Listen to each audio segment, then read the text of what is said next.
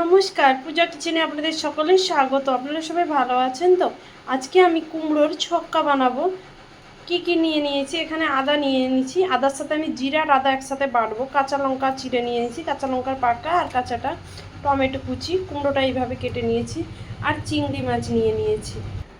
চিংড়ি মাছটা আমি খসাটা বাদ দিয়ে দিয়েছি, আর এই যে ভেতরের যে অংশটা, এই যে পিঠের দিকে যে কালো রকমের সুতো থাকে, যাদের অ্যালার্জির প্রবলেম তারা ওটাও বাদ দিয়ে দিবে, তাহলে অ্যালার্জি হবে না।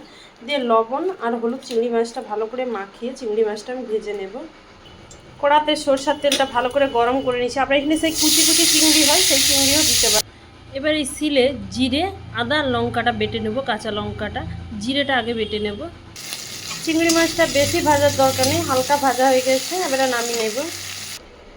তো এই চিংড়ি মাছ ভাজার এতেই আমি কিছুটা তেল নিয়ে দিচ্ছি। এটা আমি আজকে দো সোমরাভাবে করব। এখানে একটু আমি 5 ফোড়ন, তেজপাতা আর শুকনো লঙ্কা দিয়ে দিলাম। এটা আমি খুব ভালোভাবে ভেজে নেব। এখানে এবারে আদা জিরে বাটাটা বেশি বাটতে হবে না, দরদরা করে করবে, মিহি করবে না। দিয়ে এটাও এবারে আমি কষে নেব। এখানে একটু হলুদ, লবণ আর টমেটোটা দিয়ে দিলাম। একটা ভাজা মশলা এখানে আপনারা চাইলে গোটা ধনে, জিরে আর গোটা গরম মশলা শুকনো কড়াই নেড়ে ভেজে সেই গুঁড়োটা লাস্টে দিতে পারেন, কিন্তু আমি একদম সিম্পলভাবে কুমড়োর ছক্কাটা ভেজে দেখাচ্ছি। এবার এর মধ্যে আমি কুমড়োটা দিয়ে দেবো, খুব ভালোভাবে ভাজবো। যত ভালো করে কুমড়োটা ভাজা হবে তত খেতে ভালো লাগবে। এখানে আপনারা কেউ যদি চিংড়ি মাছ নাও দিতে চান, নিরামিষে রান্না করবেন চিংড়ি মাছটা বাদ দিয়ে, তাও কিন্তু ভালো লাগে। এবার সেই কাঁচা লঙ্কা আর পাকা লঙ্কার চিরাটাও আমি এখানে দিয়ে দিলাম, যেটা কেটে রেখেছিলাম। দিয়ে এটা এবার আমি ভালো করে ভাজবো। ও হ্যাঁ, এখানে আমি সেই চিংড়ি মাছটাও দিয়ে দিচ্ছি। চিংড়ি মাছটাও এর সাথে কষাবো, তবে খেতে ভালো লাগবে। আপনারা কেউ যদি খোলা শুদ্ধা করতে চান সেটাও ভালো লাগবে। আমি খোলাটা ছাড়িয়ে দিলাম। কুমড়োটা খুব ভালোভাবে ভাজি করে নিচ্ছি। যত ভালোভাবে কুমড়োটা ভাজা করবে তত কিন্তু খেতে ভালো লাগবে। আপনারা কেউ যদি আলু দিতে চান আপনারা দিতে পারেন, কিন্তু আমি শুধু কুমড়ো দিয়ে আজকে ছক্কাটা বানাবো। এটা ভাত রুটি যেটার সাথেই খাবেন ভালো লাগবে। এবার খুব ভালোভাবে ভাজার পরে এটা আমি এবার জল দিয়ে দেবো। আজকে এটা আমি 2 সোমরাই দেবো।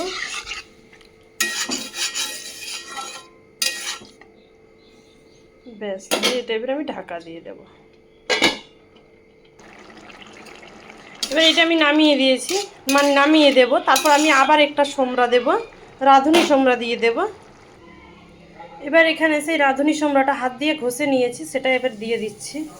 ভালো করে হাত দিয়ে ঘষে নেবেন, দিয়ে তাতে সরষের তেল দিয়ে করবেন। সরষের তেলটা গরম করে দেওয়ার পর এবার রাঁধুনি দেওয়ার পর শুকনো লঙ্কা দিয়ে দিয়েছি। দিয়ে ভালো করে এই ফোড়নটা ভাজবে, তবে ছক্কাটা ভালো লাগবে।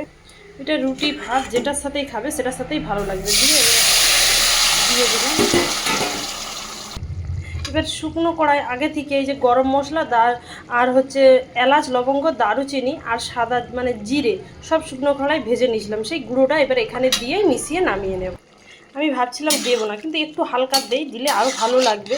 আর আপনারা কেউ যদি নাও দিতে চান তাও ভালো হবে। গরম গরম রুটি ভাতের সাথে এটা খাবেন, খুব ভালো লাগবে। ব্যাস, আমার ছক্কাটা হয়ে গেছে, এবার আমি নামিয়ে নেব। চিংড়ি মাছ দিয়ে কুমড়োর ছক্কা রেডি। এই দেখুন আমার কুমড়োর ছক্কা রুটি রেডি। এটা রুটি ভাত যেটার সাথেই খাবেন সেটার সাথেই ভালো লাগবে।